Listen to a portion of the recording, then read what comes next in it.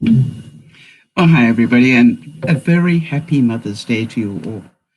Um, for those of you who are new to the broadcast, we do 3 broadcasts a week. One on Friday lunchtime Pacific time, which is where we learn something. Then we do another one on Friday evening where we laugh a bit. And then we do this one on a Sunday afternoon where we think a bit. It's what we call our Soul Sunday broadcast. So feel free to join us, watch along, don't have to participate. By the way, if you're watching it on the replay, feel free to make comments if you want to. We always value them. So here is the reality. It is Mother's Day in North America. I know it's not Mother's Day in England because you've had it already. So it'll be different days in different parts of the world, but it is here in North America.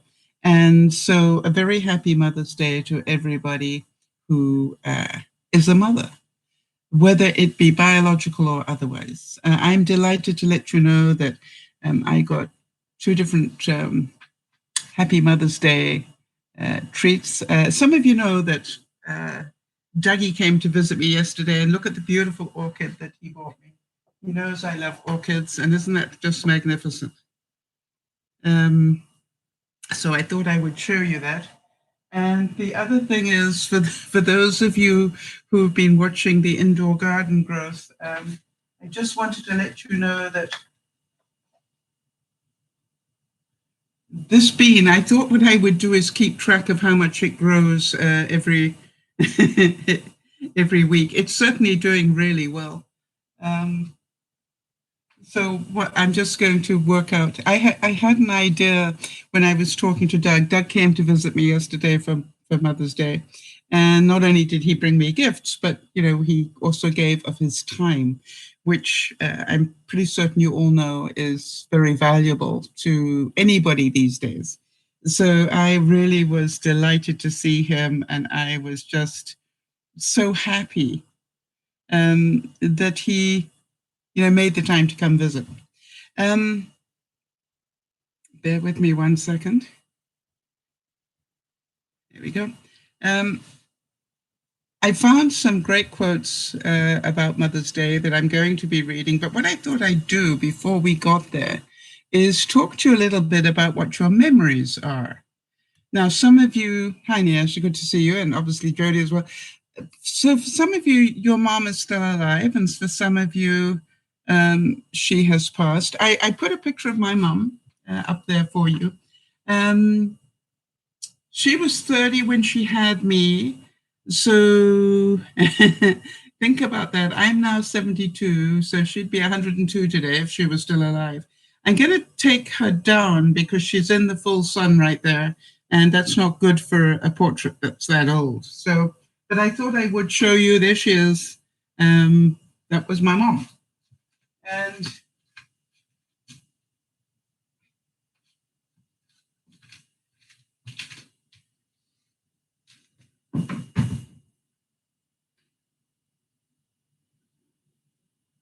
yeah, I think she's pretty safe right there. Maybe that's a better place to put her. There we go. So it's just out of the sun, as you can imagine. That's like an oil painting that is that old does not need to be in the full full sun at all. So I was wondering, for those of you who are with me at the moment, let's talk a few memories here as we go through. What I'll do is I'll do a couple of quotes and then we'll have a memory. Do you think you can do that with me? Just want to get to the beginning of this.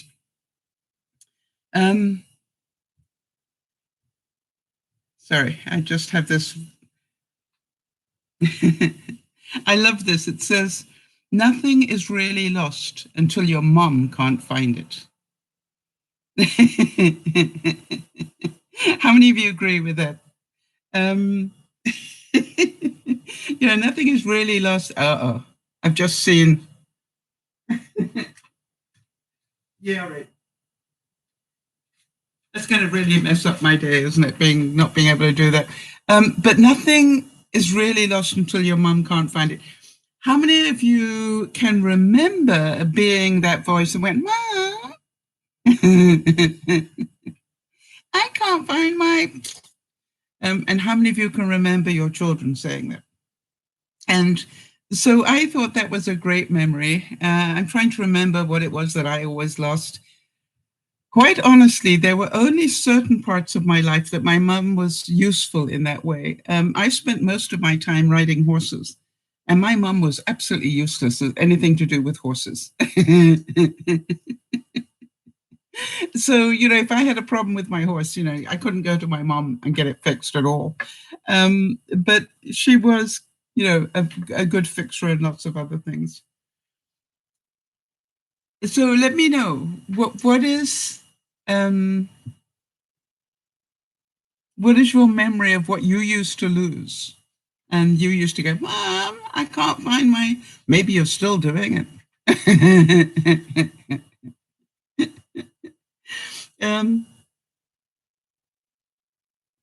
Thank you, Nasha. That's very kind of you. So Jessica Lang said, a natural state of motherhood is unselfishness. And I wonder how many of you who have been mothers would agree that if there's one thing that becoming a mother teaches you, is you are no longer the center of the universe. All right? That the world does not revolve around you anymore. It revolves around your child. And I think in that, a lot of us, now as you know, I was never able to have children, but I was lucky enough to inherit a few. Some adopted me. But it's interesting because you look at it and you go, I think one of the greatest learning lessons of being a mom is that you learn to be selfless. Your time is no longer your own. Your nothing is your own anymore somehow. You need to share so much of you and your inner self. And I wonder, for those of you who've been parents, I just wonder what it is that you most remember that you gave.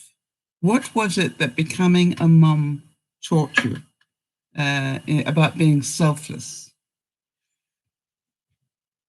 Alicia Keys said, my mom is definitely my rock. It's interesting, isn't it, that however much we hassled with our mom, or she was still our mom, right? And so I think that's a really important thing to remember.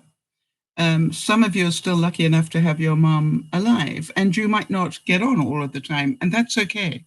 Because the truth is, she is still your mom. And don't ever forget that. And she is still your rock. Even though she might not always sound like that. Jodie's saying, I always misplaced my crafting supplies, like embroidery thread and scissors. Mom always knew where those scissors were in an instant. We spent quality time sewing together. Yeah, that's one of the memories that I wanted to talk about as well. Interesting that you mentioned that. And that's obviously why you still love to craft today, all right? Because indirectly, she taught you the value of being a crafter. And I think that is wonderful. Now, you're probably not going to be surprised to hear, Jodie, that one of the things that my mom and I spent quality time doing was playing Scrabble. And that is, I can remember that my mom had me playing Scrabble from pretty early on. And I would say she was playing fairly serious Scrabble with me in my early teens. And, it was just like, I guess it was her way to teach me how to spell and also the meaning of words, because she'd put up these incredible words and I'd never heard of. And I go, what the heck is that? And I am so grateful for her today because, if ever I get to play Scrabble, I've got these, amazing list of 2-letter words in my life, and people going, that's not a word. And I go, yeah, actually it is. Feel free to look it up. And I've got some people who actually, hi, Benny's, I've got some people who wouldn't play Scrabble with me because of my 2-letter words. And I'm going, it's okay. It's interesting, isn't it? Instead of saying, give me that list that's in your head because I want those words. How about this one? A mother's love endures through it all. All right. And as I said, regardless of whether she's having a bad hair day or maybe even a bad year, right? The truth is, a mom will, at her soul level, love her child for a lifetime. So Jody's saying, when we play word games, you come up with words that I've never heard of. I learned so much. Really, it's interesting. Yeah, QIs, yeah. And what about, isn't it IX or XI is another one? Those are very important words. I get. And so, but, that was something that my mom shared with me that at the time I didn't realize how valuable it was. Jody, the fact that your mom shared the time crafting with you, had impact on your life. I was, talking to my sister who is busy doing isolation by doing jigsaw puzzles. Well, guess where she learned that skill from? My mom. My mom would spend many hours when she was wanted some quiet time away from the kids, doing jigsaw puzzles. And she'd have, she'd do big ones, she'd do 1,000-piece ones. And, if you were very quiet and you didn't disturb, you were allowed to do it too. You were allowed to do it with her, but it was quiet time for her. So you weren't allowed to chit-chat, and, blah, blah, blah, blah. No. If you wanted to come into where the jigsaw was being done, that was quiet time. And it taught us how to be quiet. I thought this was a really nice quote. It says, life doesn't come with a manual. It comes with a mother. Isn't that beautiful? It doesn't come with a manual. It comes with a mother.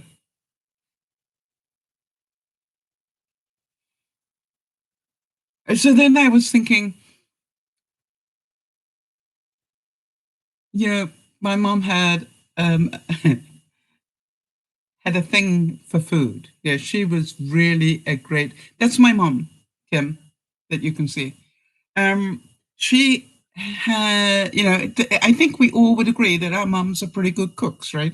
And the reason we know they're pretty good cooks is because we're still alive. So my next question to you all is, what is your mom or was your mom's favorite thing to cook? Jody's saying, my mom made clothes for my Barbie dolls and she had severe arthritis. Now that I also have the same condition, it brings tears to my eyes that she took the time to do that for me. It's so precious to me. Yes.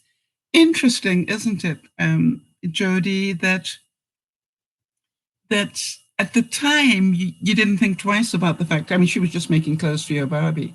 But now that you know the pain she must have endured to be able to do that, and making clothes for a Barbie is pretty, small stuff where you need some sort of dexterity. So I think it's wonderful that you can realize just how much she loved you, that she was prepared to go through that just so that she could do that for you. And, it's interesting because you must have learned a lot, watching her do that. My mom liked to make us clothes. She had one of those old, and, it's hard to believe, but one of those old Singer sewing machines that was a treadle that you literally rocked the base plate like this, and that made the thing go around. It's an antique today, I am quite certain that if I still had it, it would be worth a fortune. But I remember she made us, I don't remember her making dolls' clothes, but she made us clothes. I definitely remember that um, the first dance I ever went to, she made my dress for me. And I guess that was probably why I ended up making my own clothes in my 20s, in the days of pantsuits and hot pants and all that. I made all my own clothes. I would make suits and all sorts of things. And I think it's because, I saw it was something that she did. And I got out of the habit of making my own clothes only because, buying clothes was a lot cheaper than making them. Once that happened, then it's like, no, why would I bother? So, but it is nice to have that skill. And it is something that I hope we will continue to teach our children.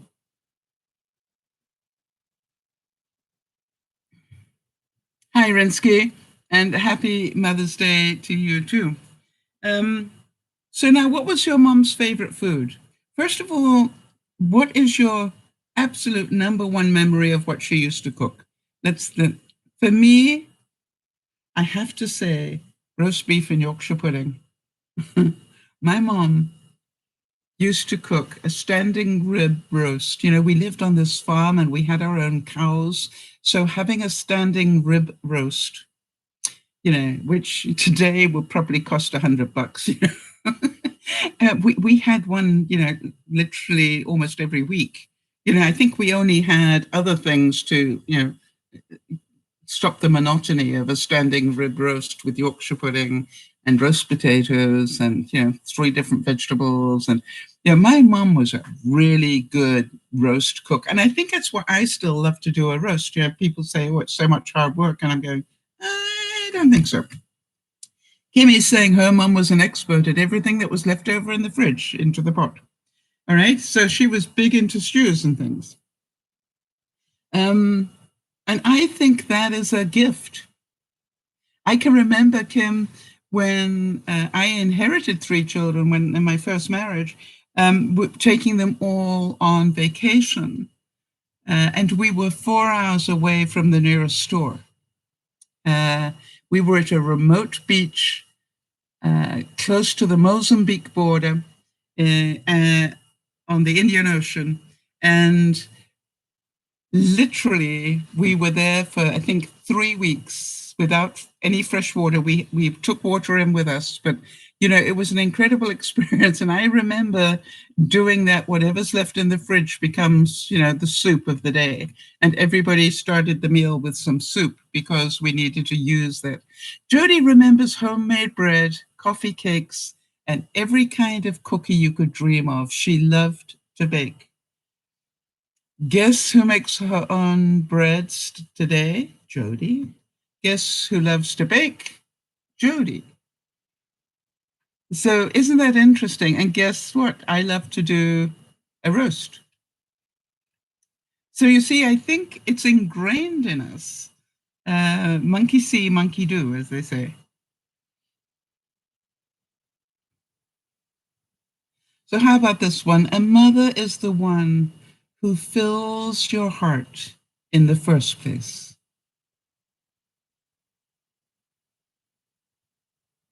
And, I think about it now and I go, I find it difficult to sort of, my mom wasn't very tactile, she wasn't a big hugger or anything. I don't know where I got that from. But anyway, she wasn't that sort of a person. And she was very strict about manners, as you probably know. I probably mentioned that. And very good English. And she still is in my mind. I tell you, I can still hear her. And, if ever I make myself a really nice plate of dinner and I end up licking the plate, which I do, I literally roll my eyes to the heavens and go, I'm sorry.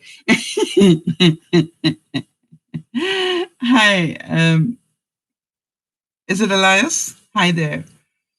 So, it's just like it's a great memory that, she's been gone 20 years and she's still, looking after my manners. Thank you. So I'm trying to remember what my mom used to make other than the dresses. And she was really big into knitting. There were, with the blended family, her family, and then she married again. So the two families together, she ended up with 5 kids. And I can remember she would knit us all a sweater for Christmas every year. Now, you think about that. 5 sweaters is a lot of knitting. And, it's funny because I really loved them. I used to look forward to my new sweater. And maybe because it was new, it was never a hand-me-down. Kimmy's saying she can remember her mom making cinnamon rolls for a lumber yard. Isn't that beautiful? Yeah. So I can really remember her knitting for us all. And, it took me the longest time to realize that she was knitting Christmas presents. You'd walk in and she'd be knitting away and you go, "What are you knitting, Mum?" "No, I'm just knitting something for Jeff." And they go, "Oh, okay." And it was just like you never thought, and will mine be next? Or is that color really for me? You know what I mean? It was like, I never, ever put it together for the longest time. And I think about the time that I did, she stopped knitting for us. You used to help your mom make the cinnamon rolls. So you probably make great cinnamon rolls today. Is that right, Kim? By the way, for those of you who know that I've been trying to find a freezer, I found one, ordered it, and it's coming mid-July. And I think it's actually bigger than my present freezer. You can't see my present freezer. This makes it worse. Never mind. Anyway, so my present freezer is, it's the bottom half of my fridge. But it's going to be bigger. It's actually, it's bigger than I thought it was. So I'm really looking forward to that. And mid-July, hey, I'm happy. If it comes sooner than that, I'll be happy as well. But it's just like I found a freezer. Kimmy's saying she can't eat cinnamon rolls anymore. Yeah, but do you make them for other people? Yeah, Jody's saying so much love in those sweaters. Yeah. And, God, goodness knows how long it used to take her to make them.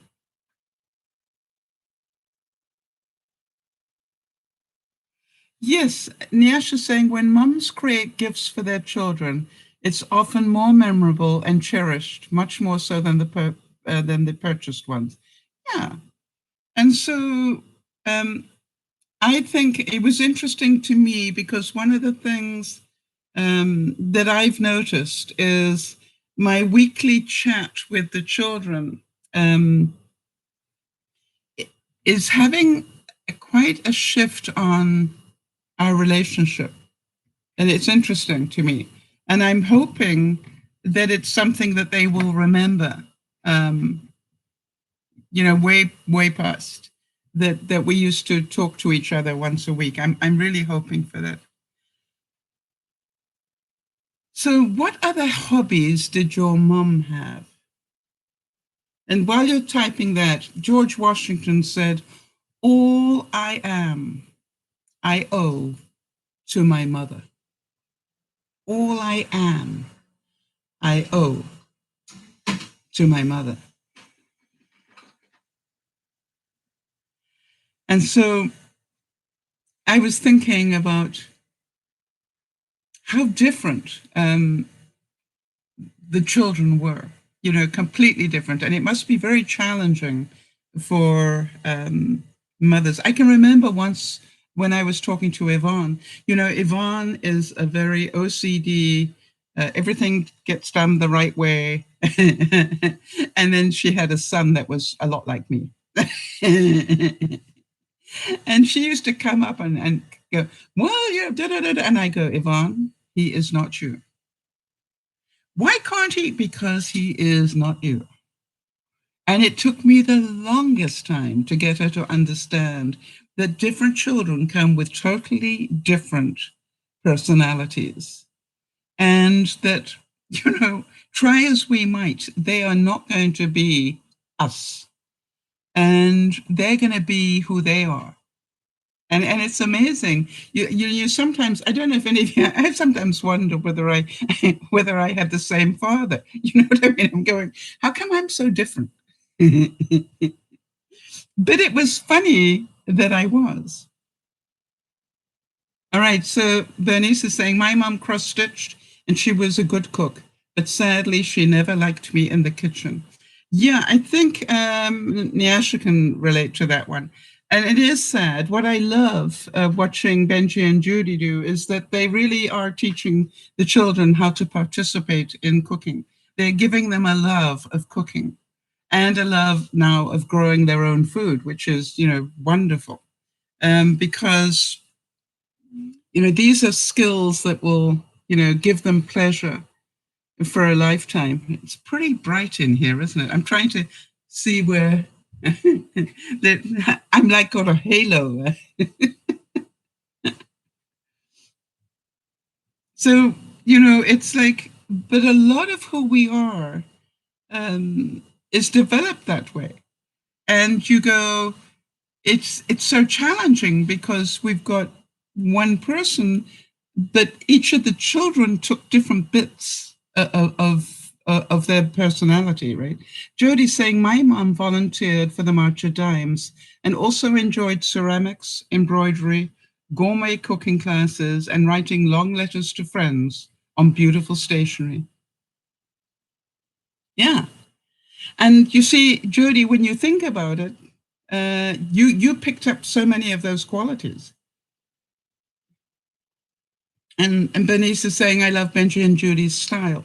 Yes, it's one of the, to me, the most important thing that we can do is teach our children to be good people. And it always amazes me how good the children are, how generous, how kind, how polite. And, you very rarely see them in a time out, mind you. To be fair on that one, my biggest challenge when I first met Juliana, when she was growing up, was, she was doing things at a decibel level. If I had done that in my home, I would have been on a timeout probably for a year. So that is the difference. When you grow up in a totally different environment, I was forever being shut down. You're probably not surprised, right? And, it was just like, so strange, really. And how many of you would agree that most mothers are instinctively philosophers? All right? That they literally teach us so much philosophy.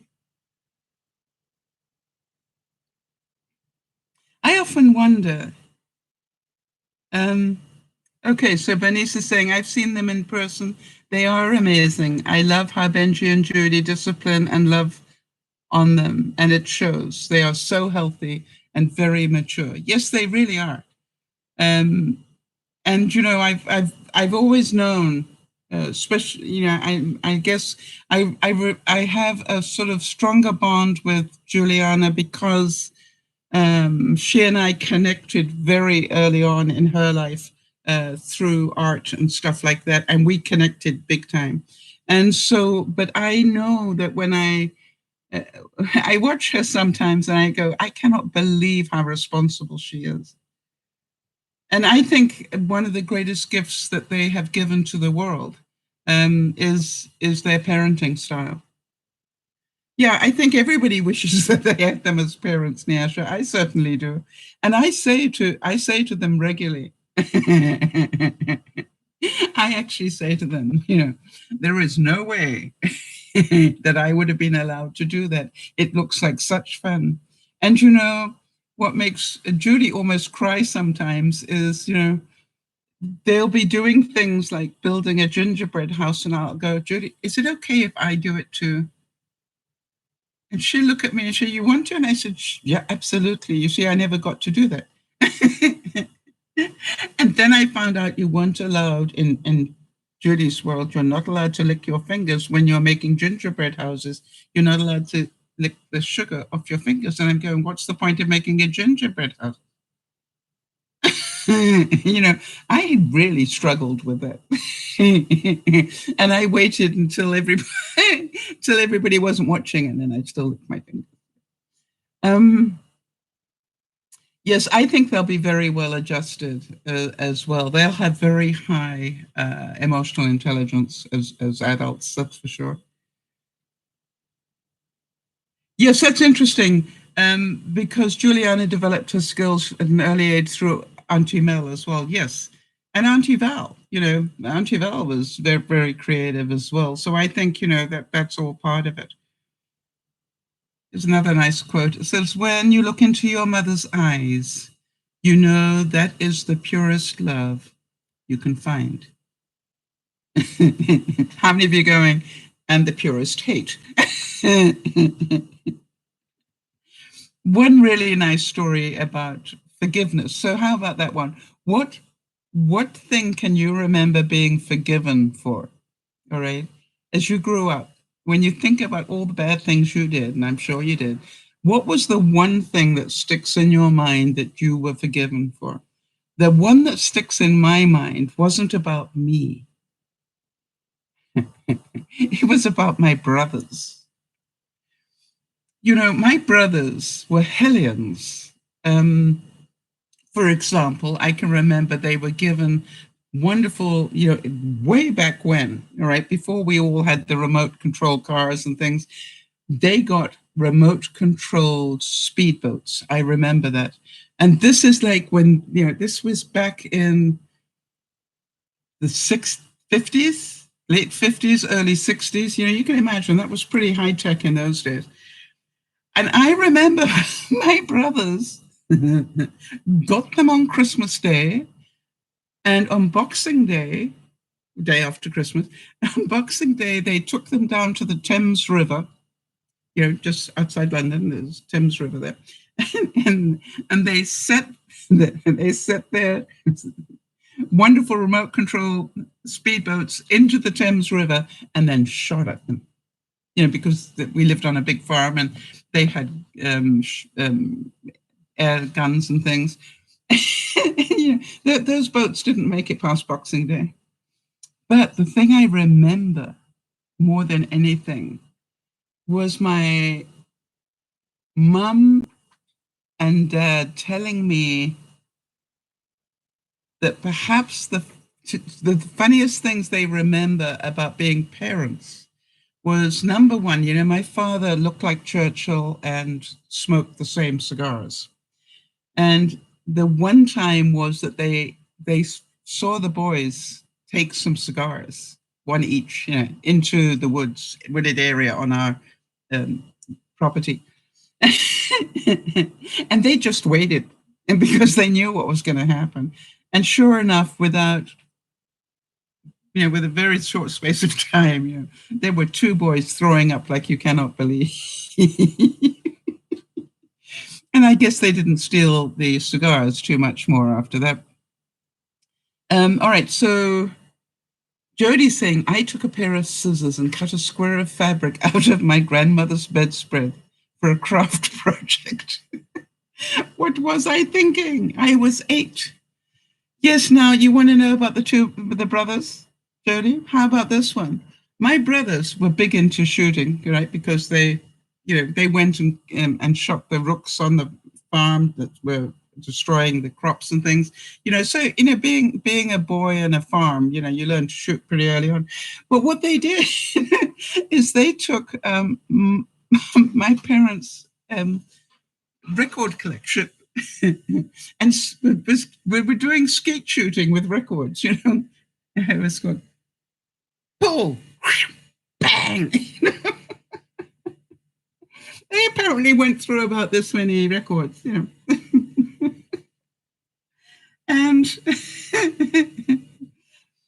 I didn't do stuff like that. I thought this of a lot of the quotes. Thank you, Amber. I appreciate that. Happy Mother's Day to you as well. I thought this was a wonderful quote from Rudyard Kipling, and he said, God could not be everywhere, and therefore he made mothers. I don't know about you, but that's just like so beautiful.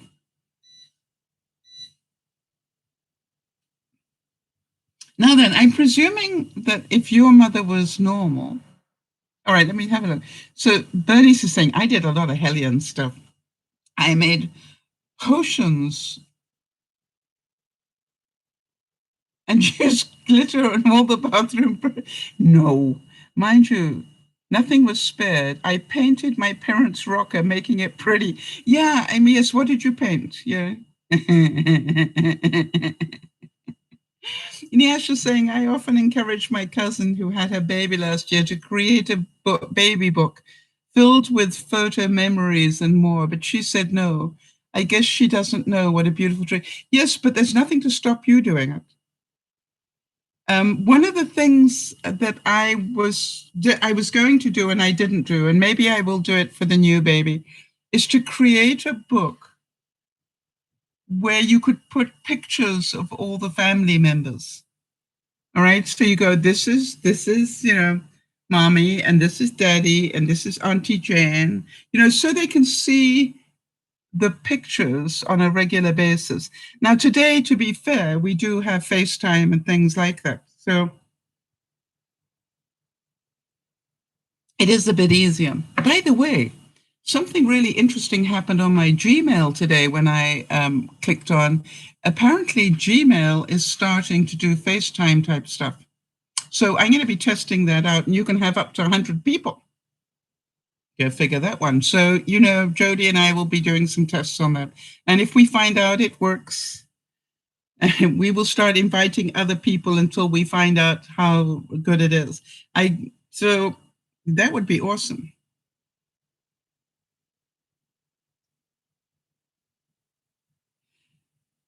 Yeah, and something, it will be a treasure, Niasha, for her to have that, all right? So why don't you do what you can to create it? Okay, so here we go. James Faust said, the influence of a mother in the lives of her children is beyond calculation. I totally agree with it. It's beyond, there are no words, right? To the influence that a mother has. And so part of me goes, what were some of the sayings that your mother said? That when you think about your mom, you go, I really remember that she always said. And for me, without a doubt, the one that comes to my mind immediately is that one, it's not what you wear, but how you wear it. To me, I think that was one of the most meaningful things she ever told me. The other thing is when I was crying my heart out on my 18th birthday, and she came to find out why. And I said, I'm 18 now, I'm going to have to be sophisticated. And I remember her bursting out laughing, which she didn't do very often. She absolutely burst out laughing and said, Sal, I have a feeling that as long as you live, you are never going to be sophisticated. So don't worry about it. I felt much better for some reason. Interesting. Bernice remembers her mum saying you will grow old too. Wow. Yeah. And Jody remembers, nobody can take your dreams away. Yeah. And I remember, nobody can take your education away from you. Always remember to keep learning.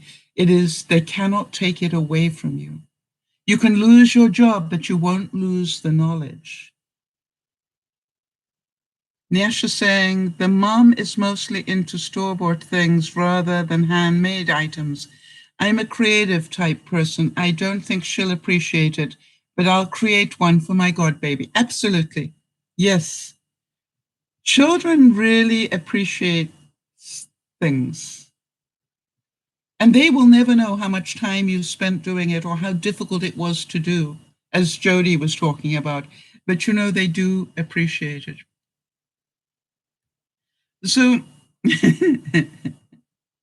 there are so many things when I think about it.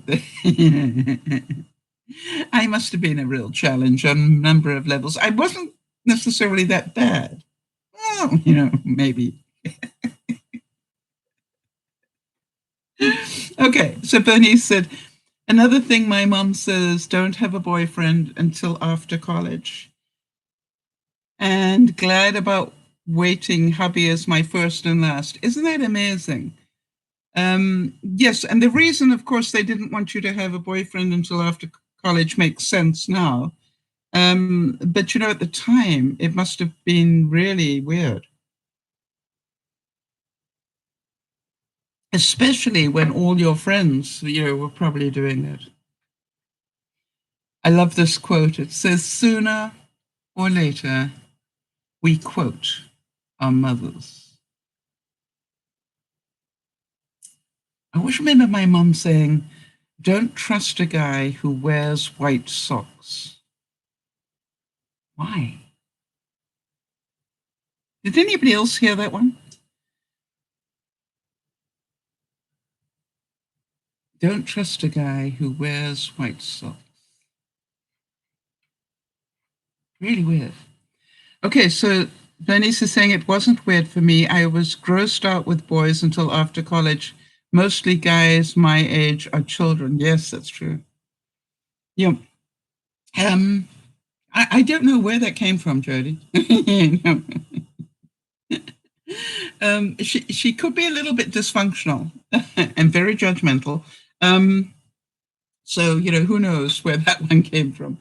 I'm trying to remember what else she used to say so often. Well, perhaps the saddest, and I don't think she ever realized the impact or the hurt, but perhaps the saddest was, don't bring the patter of tiny feet near me. Children are an overrated pleasure. And, it was really sad because years and years later, I remember a rare occasion when my mom, my sister, and I were all sitting down to dinner. Must have been in Los Angeles because that's the only time we were all together in our lives.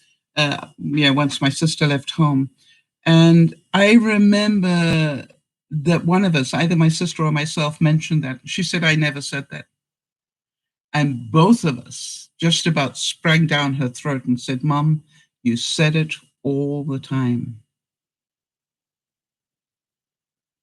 It was a regular thing, not an occasional thing. It was a regular thing. Don't bring the patter of tiny feet near me. Children are an overrated pleasure. And the interesting thing is, none of us had children. Think about that. And I don't think it was that we didn't want to. I think we were programmed not to. And that became a reality for some peculiar reason. But I got them anyway, right? I made a plan B. The saying, your mother is your first friend, your best friend, and your forever friend.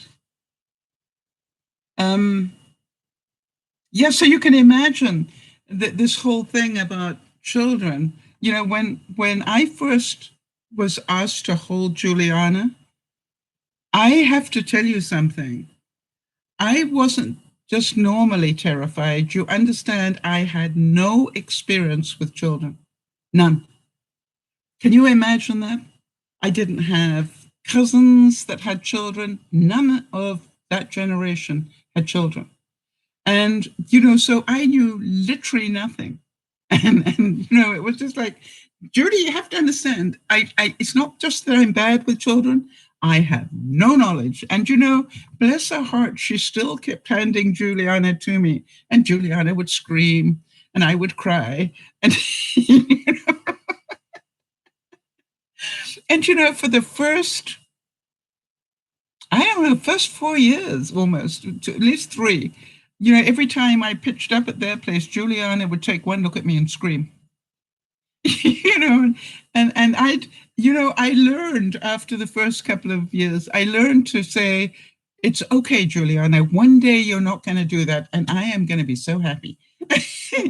And guess what? One day I arrived and she ran to say hello, with her arms outstretched, waiting for a hug. And I want to tell you, I just lost it. Totally lost it.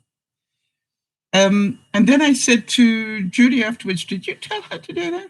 And she said, no. And I said, that makes it even better.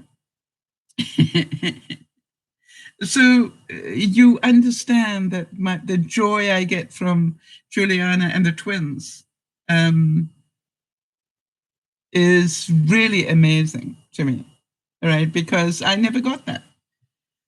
Mothers don't sleep. They just worry with their eyes closed. How many of you that have been parents can relate to that you just continue to worry when you sleep?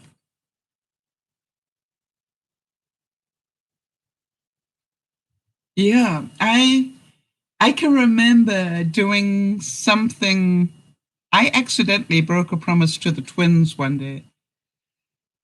I don't make promises for that reason, but I had made a very strong, statement that I would do something or I wouldn't do something until they got home. And guess what? I did. And I want to tell you the pain that I felt, they felt, was horrific to me. And it taught me a lesson. No, I don't care what my reason was. Never again. I spent a long time apologizing for that, and I will never be able to undo it.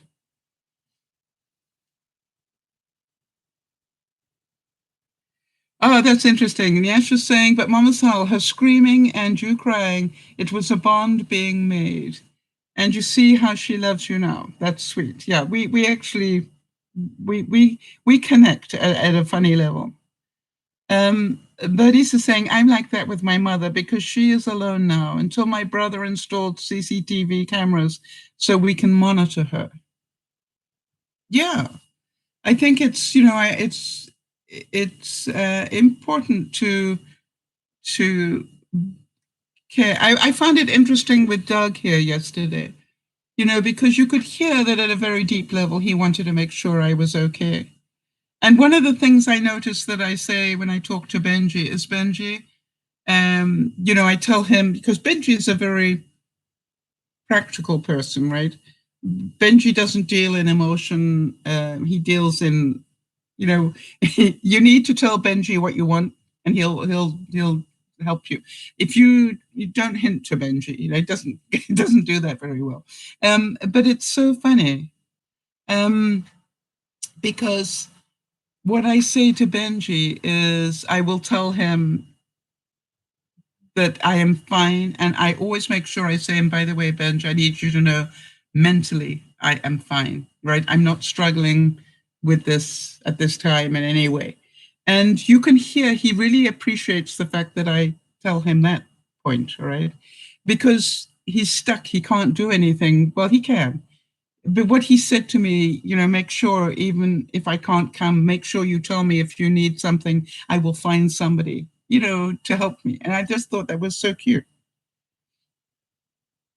This one I thought was magical. And I'm pretty certain it's actually a Jewish proverb. But how many of you relate to this one?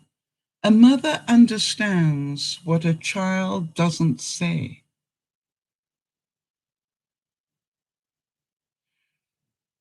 And, I think the reason might be that we replay conversations.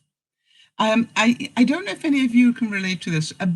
Doug said something to me yesterday, and in the moment that he was talking about it, it didn't really have any big impact on me. But then when I was replaying it later yesterday, I thought, wait a minute. I have a feeling that what he actually was trying to ask was this. So, during the week this week, I'm going to have another talk to Doug and see whether that is what he was trying to tell me. Well, you're saying, Kimmy, that giving up her makeup room is pretty nice of her. Well, she hasn't got much choice, has she? She's got the twins in one room. She's got Juliana in another. She and Daddy are in another. And,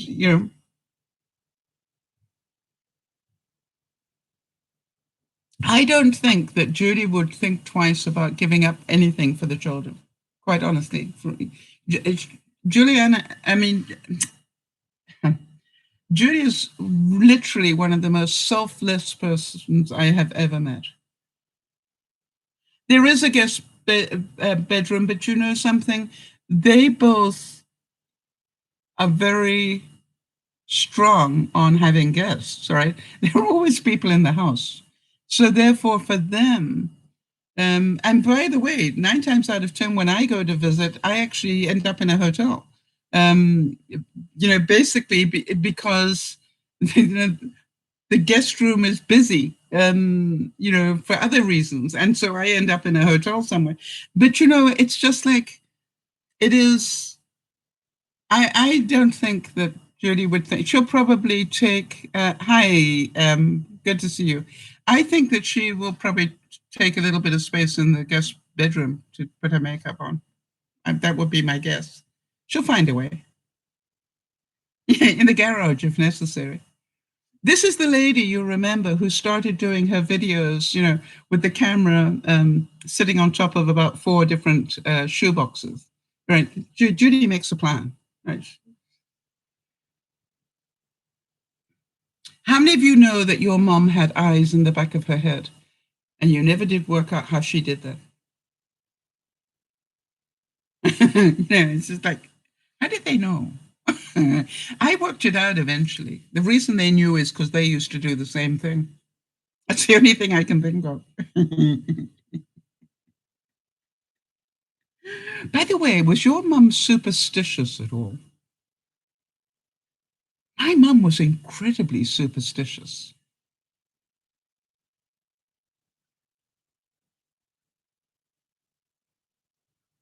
Right?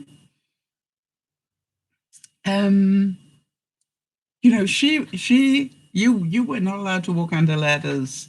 There was a whole ritual that you had to go through if there was a new moon. You weren't allowed to see a new moon through a window, even if it was in the middle of winter. You had to go outside. I can remember this. You had to go outside, turn the money over in your pockets. So she used to give us money to put in our pockets, which was a good thing. That's why we played the game. Then you had to turn the money over in your pockets, turn around 3 times and bow to the moon. I have no idea where all that came from. All right, so yeah, Jody's saying my mom was a bit superstitious, yes. Bernice is saying she knows me too well, and they have so many eyes outside too. Yes, so you're saying about she had eyes in the back of her head because half of the community were keeping an eye on you. They're friends with too many people. My mom is super superstitious. She believes in everything. Yeah, I just thought I'd mention that one. And so Emma's saying, don't put your shoes on the table and don't open up an umbrella in the house. Yes, absolutely. Don't cross knives. Right? Very bad luck. Stir with a knife, stir up strife. So if ever you were, beating eggs, never use a knife, right? Stir with a knife, stir up strife. She always had that. What other ones, guys? You must have had ones like that. Yeah, crossed knives on a table were, ooh, very bad. Oh, if you gave a gift of a handbag, it must have money in it. Yeah, amazing, isn't it? I'm trying to think what else. There were so many things like that. And yet today, I am certain if you gave a gift of a handbag to anybody, you'd still put money in it, Jody. Am I right?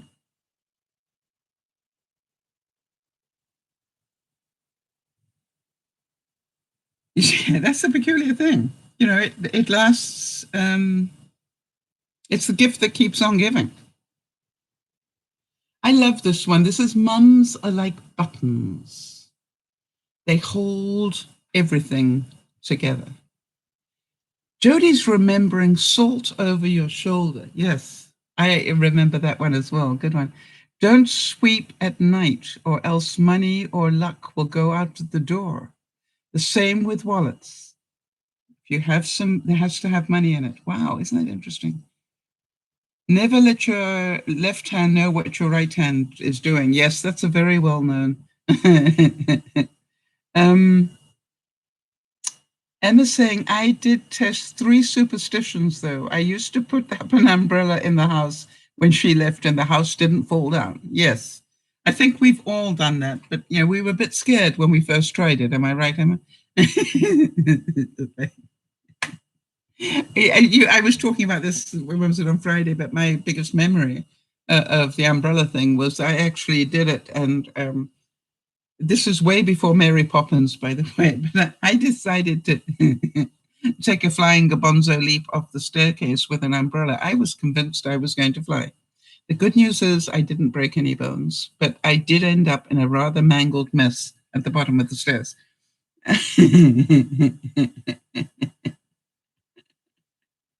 Kimmy's saying that she keeps getting knocked off because there are people messaging her. Well, that's wonderful that so many people are trying to talk to you. Isn't that beautiful?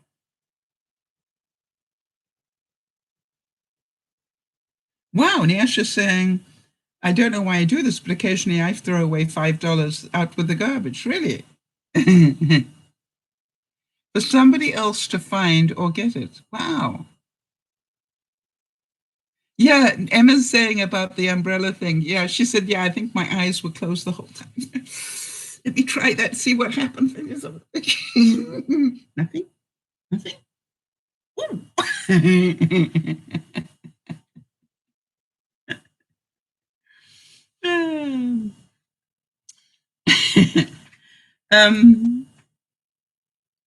Charlize Theron said, I can only hope to be 10% of the mum mine was to me. Isn't that's a great compliment, isn't it?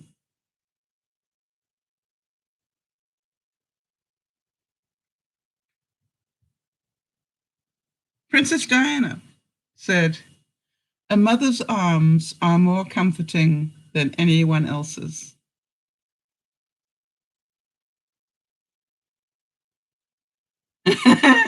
Emma's saying to Niasha about her comment about throwing away the $5. She says, the girls are living at large with their Gucci sunglasses now, Niasha. That is such a beautiful visual, Emma.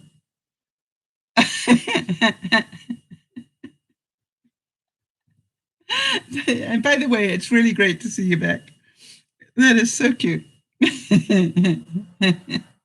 Well, she means that the girls are picking up the $5 that you keep throwing out and they're going to buy fancy sunglasses with them. Jill Churchill said, there is no way to be a perfect mother and a million ways to be a good one. Yeah, I think that's all we can pray for, right? Is that we will be a good one.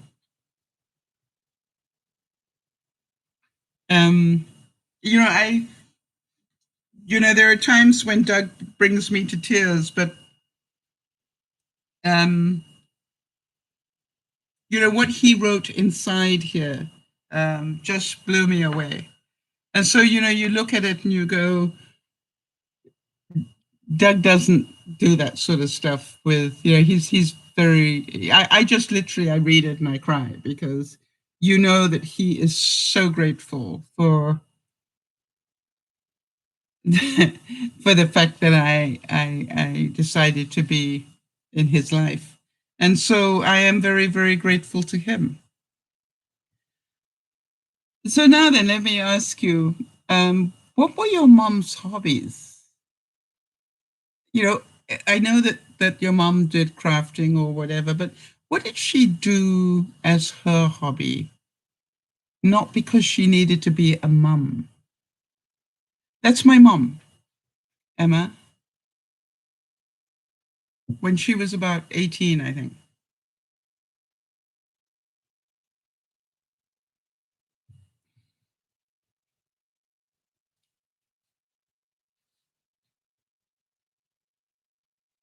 Wow, that's interesting.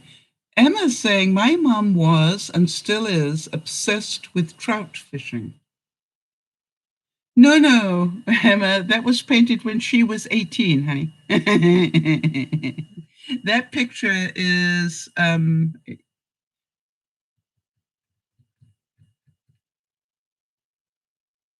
wow, that's very old. If you think about it, that picture is about 80 years old, more, right? And you know, it has a story behind it. It was painted by a very well-known artist who was a personal friend of my mom's.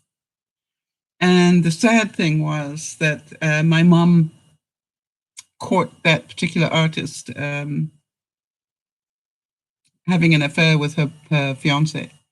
So it, you know, the whole painting has a history behind it. Little Green is Emma, and she is in Ireland, Nyasha.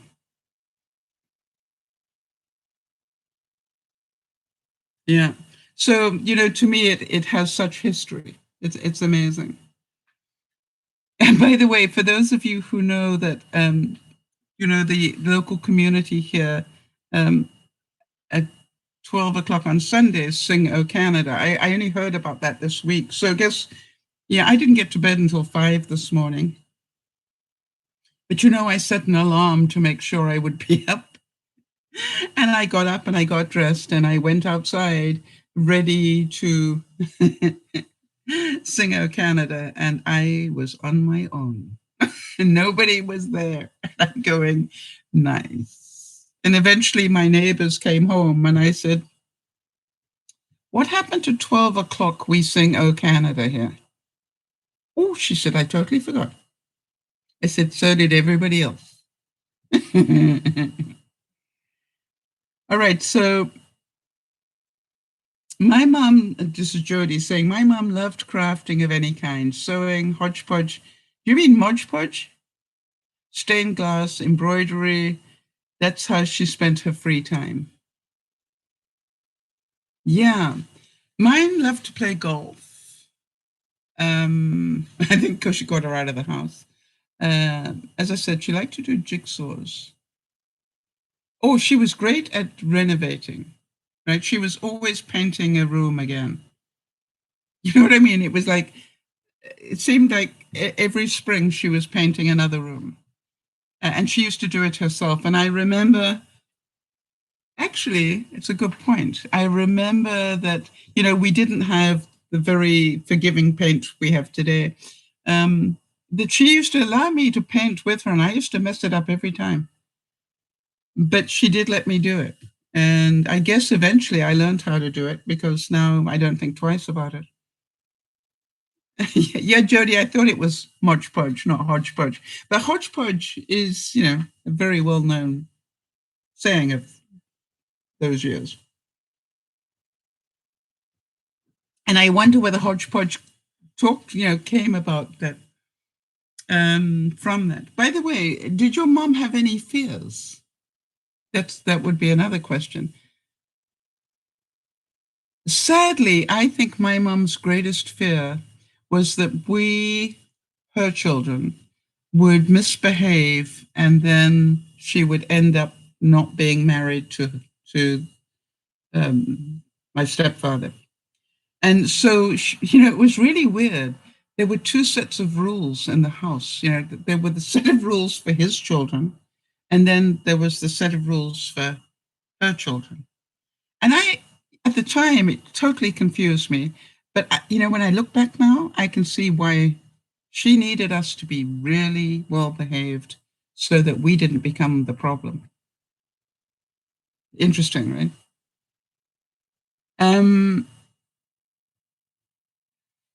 All right. So Emma's saying, if I wasn't for following my mom out to fishing, I'd never have had the love of nature that I have now. Their hobbies help us too. Absolutely. Sakura, do you want, Bernice, do you want me to repeat that?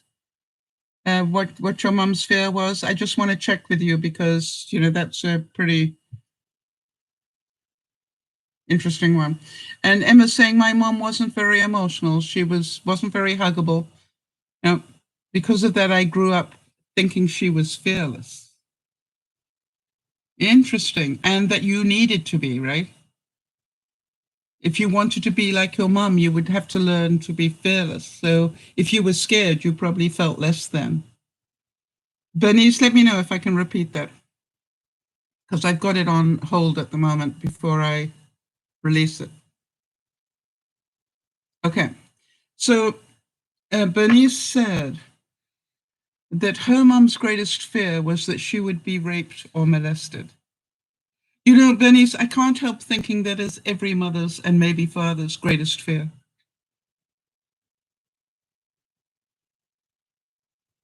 All right. And so, but I think it's amazing that you can verbalize that. And Jody's saying this one is difficult. My mom's fear was leaving her family early, and unfortunately it happened. She passed at 53. I miss her every day and still talk to her. Yeah.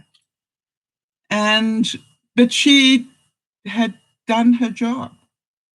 And that, you know, when I think about it, you know, the job that you do to help others, I am certain was influenced so much by who she was. Jill Churchill, you know, we've quoted her, but when you look at things about, you know, this quote, I just want to go back there if I can. There is no perfect way to be a mother, but a million ways to be a good one. How many of you have been mothers and know the fear and started to appreciate the fear that your mom must have had about bringing you up and how to teach you things?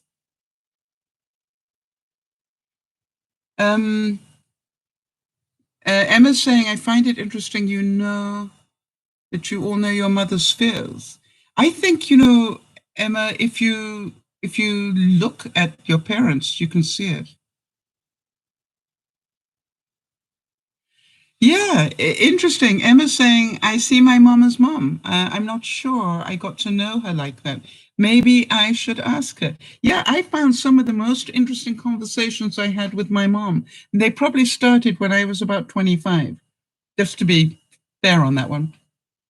And I'd say to her, you know, I always saw you as pretty together. And then, would you like to explain to me how you managed to fake that one so well? You know, and she'd tell me, she'd go, I used to sit there and talk to you like a rational being, and then I go to my room and cry my heart out. I go, okay, thank you.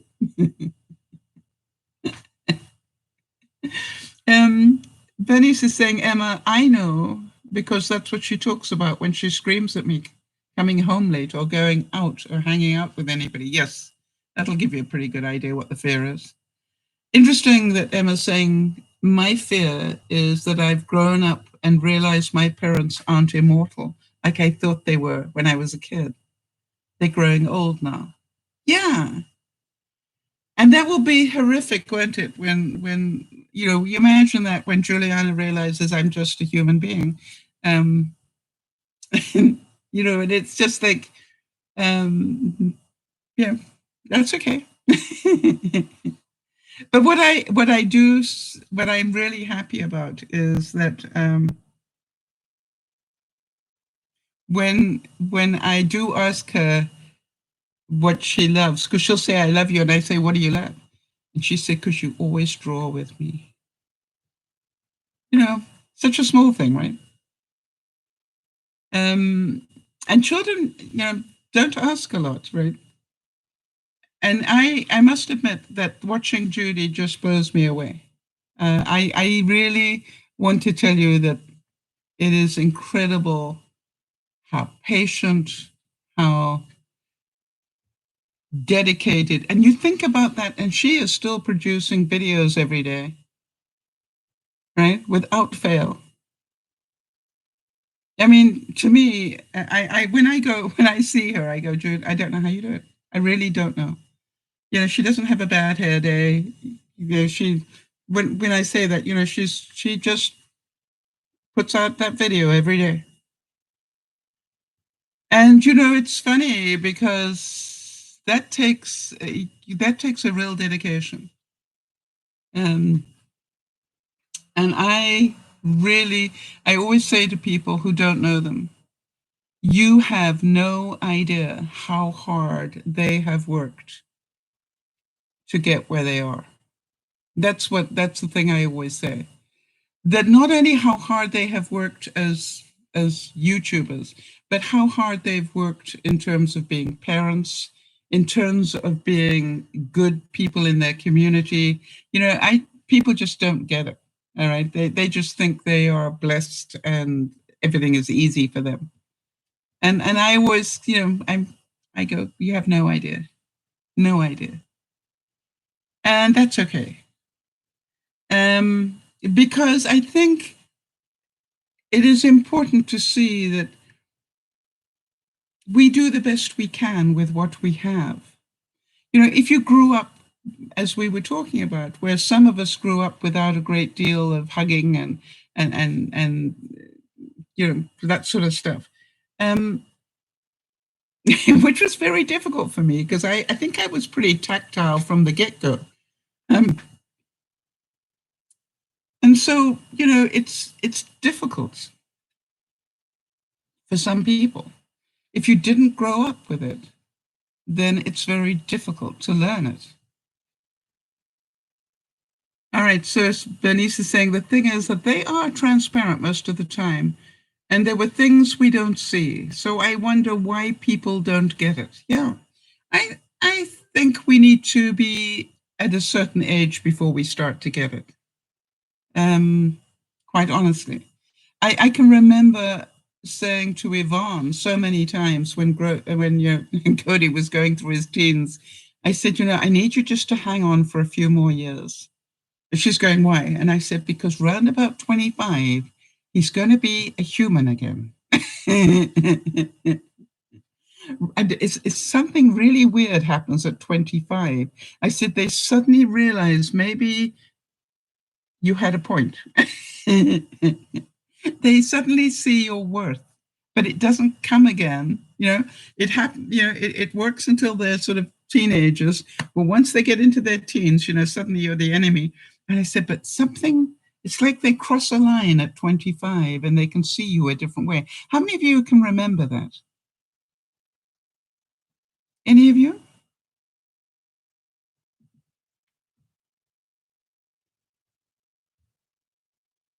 I know at 25, I wrote, even actually younger, I think at about 23, 24, no, 22, 23, I wrote to my father. And thanked him for everything he'd given us. Well, I thanked him for everything he'd given me, because, he took us on. He was a stepfather, gave us a wonderful education, beautiful life. And I wrote to him and said, I just want you to know that I may never have said this, but I want you to know it now, how much I appreciate all that you did to help me, get a good education and, have all the horses I wanted. And, I just want to, send me to really good schools. I said, I just want to say how much I appreciate it. And, the peculiar thing was that when he died, that letter was in the drawer with his best cufflinks. That really blew me away. So if you haven't written that letter to your parents, do it. All right, so Niash is saying, Sal, Juliana blew me away with a hey, it's Jay part of the vlog. And I would like for her to continue this skill. My wish for her is that one day she can vlog for her mom. Yeah, I think she's a natural, quite honestly. Emma's saying, you've got to admire mums who have it together like that. I lost my hairbrush days ago.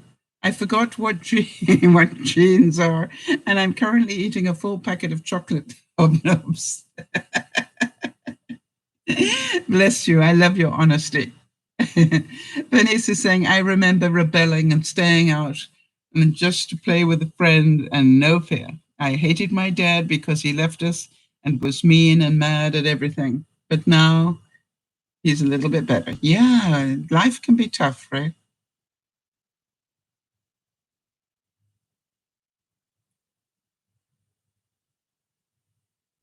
I think, Juliana will be good at whatever she chooses to do. I have no doubt that, that she, has a creative side to her, but, she's got a brain that is really fast as well. You teach something to Juliana, she's got it in a heartbeat. So I have no wish for her, Nyasha. I don't wish her to become a YouTuber. I don't wish her to become an artist. I want her to be happy doing whatever it is she decides to do when she decides to do it. My only wish for her is that she be happy. I don't want to program her. Now, in a way, I guess I do program her because, most of the gifts I give her are around her art because she enjoys it so much. But, it's just like, I also try and give her things that I know she'll share with the twins.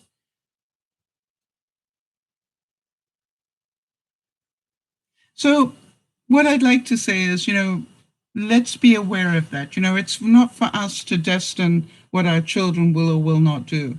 If any of you grew up in a household like that, I want to tell you, I've met too many young people who were busy training to be doctors that never wanted to be, that wanted to be a ballet dancer, but now, but the parents want them to be a doctor. And, it's just like, why? Why would this happen to a child? That they've got to do all this thing to become a doctor when they don't want to. And I keep saying to them, well, just do it, become a doctor, and then do your ballet dancing afterwards. Once, it's just like, and you know why? Because in certain cultures, it is the job of the children to care and be financially responsible for the children. And therefore, if you are a lawyer or a doctor or whatever, you will earn more money. Very selfish. So yes, I agree with Jody. Thank you all for sharing your memories, good and bad. And good and bad are important because that brings balance, all right? Not all mums are brilliant. Some people, we don't all have wonderful memories, but that doesn't make it that we don't recognize Mother's Day. And that's the whole point that I'm trying to make, is that I know that my mom left me some really great gifts, and I'm very grateful for them. So let's have a little countdown moment here. We got 9 months until Valentine's Day. We've got 228 days until Christmas. We're going to have 6 months and 24 days to get the Christmas cards in the mail. US Thanksgiving is just 6 months away now and 19 days. Canadians, we only have 5 months and 4 days because we have ours in October. Yes, I'm saying, Emma, that, we have Mother's Day here this weekend, and I know that the Brits, you've already had yours. Yes, yours was back in March. I did mention that earlier, honey. The US taxes are due 2 months and 6 days away. Canadians, we got 3 weeks to get ours in. And what I wanted to remind you all is that I moved here mid-January, which is already 3 months and 29 days ago. Isn't that amazing?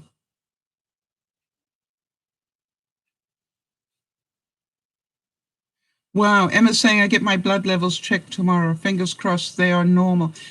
May we put up thoughts and prayers on that one, Emma? Let me know.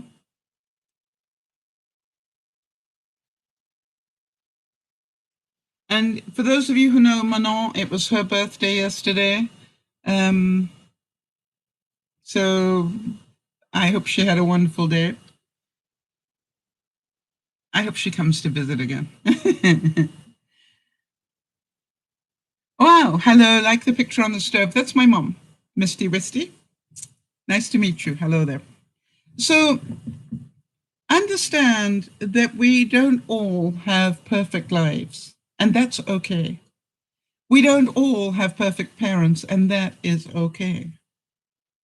You see, how many of you grew up and maybe and said, I will never bring up my children the way my mom did, or whatever, and quite honestly, a lot of people became better parents because of those sort of things.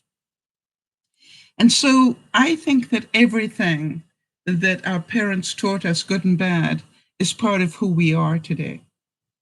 All right. As I said, the confusing thing is, how can one mother deal with 5 totally different personalities? You have to be pretty clever to do that, and to be able to enjoy them all, which I think most parents do. I find the way I talk to the twins will be very different from the way I talk to Juliana these days, because they're still a couple of years behind, but Juliana is growing so quickly. And yes, it's going to be really exciting when the new baby comes. And I will be sad that I can't go down there and visit, but it'll be fine. Yeah, Kim, I totally understand that you're having that. Some people have trouble talking about Mother's Day, right? Some people didn't have that sort of relationship, and that's okay. All right. And that's the whole point that I'm saying. And some people's children, are not the ideal children either, regardless of what you try to do for them. And that's is what it is. And so what I would ask you all to be aware of, that whatever it is, we have all learned our lessons through it. Yeah, as Nash is saying, one good thing I can take away from my situation is that I have to learn to be determined and strong, and with a never quit mentality. Kim, you think about it and go, what lessons have you learned by having kids that didn't appreciate things, right? You've learned a lot through that. It's not easy and it hurts and all those sort of things, but you know something? You learn from it. I want to tell you, as I'm sure you all know, that to have calls from the guys in my life, wish me happy Mother's Day and mean it, really. I mean, if you read this card here, it's just like anybody would cry. And so we need to think about one other thing. I believe that each and every one of us, in our own way, is mother to other people. All right? They may not be our blood relatives, our blood children or grandchildren, but I do believe that each of us has the ability to be that person for somebody else. I think about in my life, the things that my mother wasn't very good at, my aunt was wonderful at. And whenever I was going insane with my mother, which was regularly, my problem with my mom, just so you know, is I'd call her on stuff, as you can probably imagine, and then she'd get so angry with me. And anyway, and then I'd end up at my aunt's house. I used to, my aunt lived about a mile or so away, and I would walk, all the way down to my aunt's house, and I'd knock on her door, and she'd look at me and go, "Uh-oh, what did she do now?" And it was so cute because it was like, and I would say, well, I'm probably not being fair, and but this is what happened, and I am angry. And my aunt used to sit there going, "Yeah, well, Sal, I can understand why you'd be angry. And why don't I make some tea and we will talk about that a little bit?" I go, "Thank you." And then, I'd have a couple of, because tea was everything in England. And then I'd have a cup of tea and a couple of biscuits. And then she'd say to me, or crackers. And then she'd say to me, "Do you think you're safe to go home again now?" I said, "She's probably calmed down by now, right?"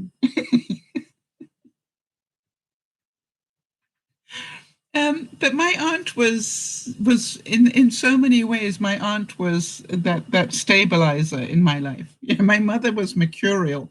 She I begin to wonder whether she might have been a little bit, ADHD or bipolar or something. But it was just like you never quite knew what was going to be coming.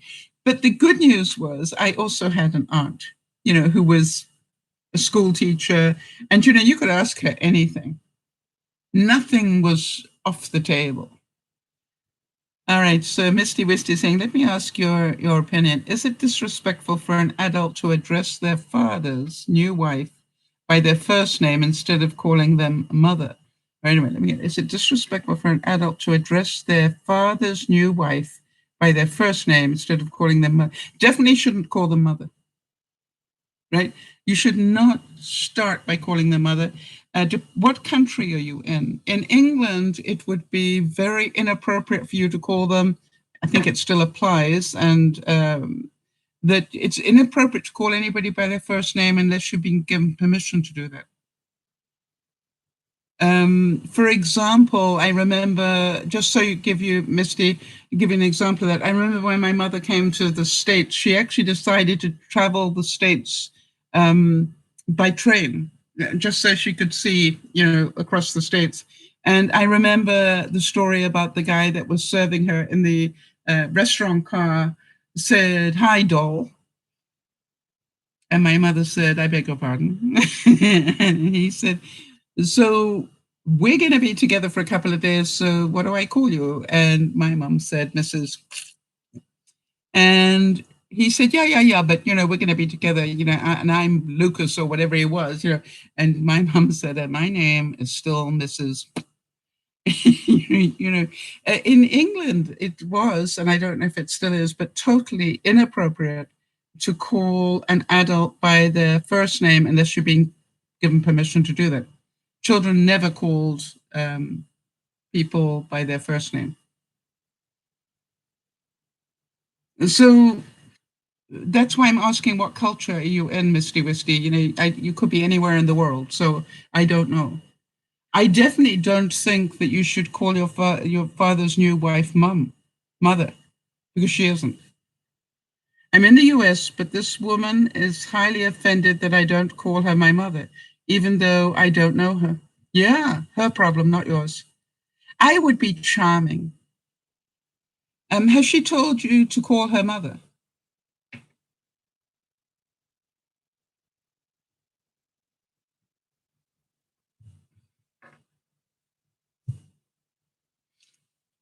You know what I would do, Misty, is come up with a name that you could call her. If calling her mother is offensive to you, which is what I gather, then maybe you can call her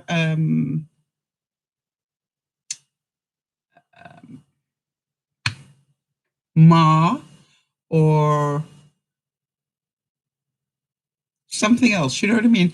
Come up with a name that sort of is close to mother but isn't. Sort of come to a win-win. Mimi is an interesting one, yes. Or mama rather than mother. Something so that you can sort of, but if you really don't want to call her that, you don't have to. You can just smile and say, "Hey, I understand." But, I'm certain you can understand that. I presume, Misty, that you are an adult. Wow. Oh, yes. And she has screamed at me about it and won't give the phone to my elderly father now. I thought I was going crazy. Hmm. Well, I think she's got a problem. Really, and it's just, and if she is not passing the phone over to your father, that's almost, yeah, it's different, Misty. um, yeah, she cannot make you do it. Yeah, she cannot make you do it. This is, you're an adult, I think, Misty. Um, yeah, she's trying to control you. And, it's just like, hey, I'd love to call you mother, but it would be a lie. You're not. So I could call you Auntie Jane if you prefer, or Mrs. whatever if you prefer, but mother isn't what you are. And it's not, I don't mean to be rude in any way. Mother is a title that belongs to just one person in my life. Okay? And oh, of course you were starting to doubt yourself, right? Because that's what people do. They emotionally blackmail you. But the trick is, Misty, as we always say here, we are only responsible for our behavior, not theirs. So I need you to be really polite to her, right? Really extra polite to her, especially when she loses it.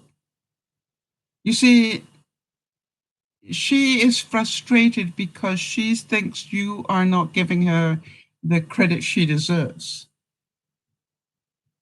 But the truth is, she's asking you to call her something that she's not. And I don't think that's right myself. Yes, very true, Nyasha. Nyasha's saying maybe she wants to fit in. And to have you call her mom makes her feel special. I would call her ma'am, as Emma was saying earlier, yes, if she wants to feel comfortable with you. The interesting thing that I find, I have various young people call me mom. And I would tell you that the amazing thing to me is that their real mothers, almost without exception, don't have an issue with that. And I've spoken to their real mothers, and I go, "Are you okay with the fact that he or she calls me mom?" And they go, "Oh yeah, yeah," because that's who you are to them. When I'm not there, you are, and that's what it's about, and it's absolutely fine. So, and I go, "Okay, fine." um, Misty is saying, I'm 27, by the way, and also on a rather ridiculous note, she is not even really married to my father, since my father is still married to my mother. Bigamy. Wow. Yeah, that's a whole nother broadcast. Misty, but I do want to say something. Thank you so much for coming in and discussing it. Because I'm pretty certain that there are going to be all sorts of people going, didn't that take an interesting turn? And Misty, I'm smiling, but I hope you know that I am sending you the biggest hug. Honey, you are not going insane. No, not in my view, mind you. I really have to tell you that I totally understand where you're coming from. And nobody can tell you what you have to do. You're an adult, right? Yeah, ma'am is respectful. I mean, we call the queen that. Um, so yeah, they escalated big time. Yeah. Well, I'm so glad. You see, the whole point, Misty, that we have this group that gets together 3 times a week is so that we can talk about stuff like this. And, I wish that I had had somewhere where I could have checked some of these things out, because my life would have been a lot easier, a lot more quickly, if I'd had a group of people that could have discussed stuff with me. But, it took me so long to find out I'm only responsible for my behavior, not theirs. If they want to act like an idiot, Jody, may I tell you a story about the family get together thing? Because I think here is a perfect example of where we can only control ourselves, not other people.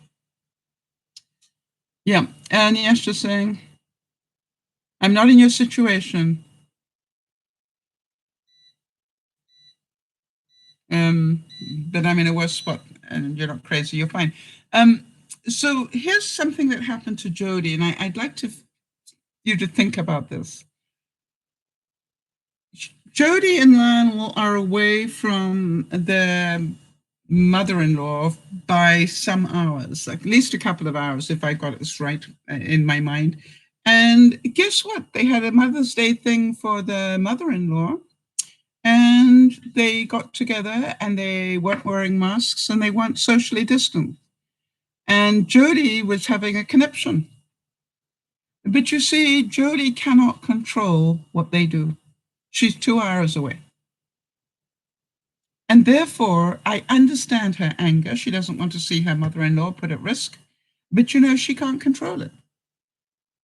And when you've got that straight in your mind, that you cannot control other people are going to continue to do stupid things, then life becomes easier, right? This is called, I do not like what they're doing, but I have no control over it. My job is to do the best I can. I need to let it go and move on. And if you can do that, and by the way, Misty, every time she shouts at you, take a deep breath and say to yourself, I'm only responsible for my behavior. So you might say, hey, Auntie Jean, or whatever her name is, Auntie Jean, I know that it frustrates you that I don't call you mother. Please don't take it personally. Mother is the name of the person that gave birth to me. And I just cannot find it in my being to call you that.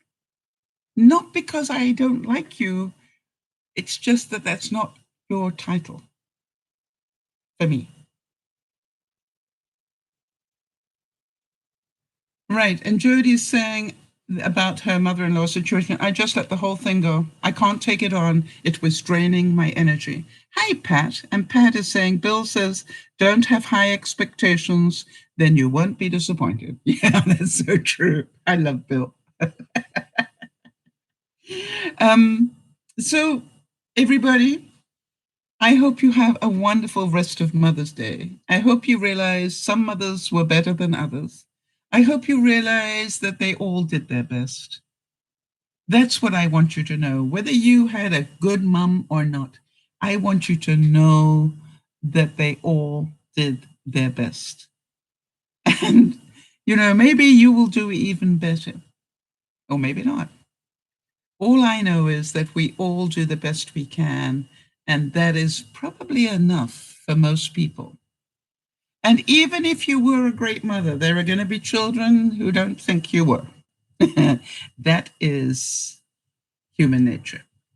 So I give you all a big hug, and I thank you for being in my life. And Misty says, thank you all so much. I really feel a little more at peace. Well, you come back anytime, Misty. We'll be back Friday lunchtime, my time, Pacific time. And understand that if ever you want a question like that answered, Misty, you do know you can write to me at DearMamaSal@gmail.com. Did you know that? Feel free to write to me anytime with a question like that. And anybody else who might be listening. This is Dear Mama Sal saying we're a bit over time. So let me say, remember to be kind to one another. But most of all, please remember to be kind to yourself. And sometimes we just need to know that we're all doing the best we can. And we will continue to try and do better. Bye-bye, everybody. This is Dear Mama Sal saying, we'll see you soon. Bye for now. Maybe.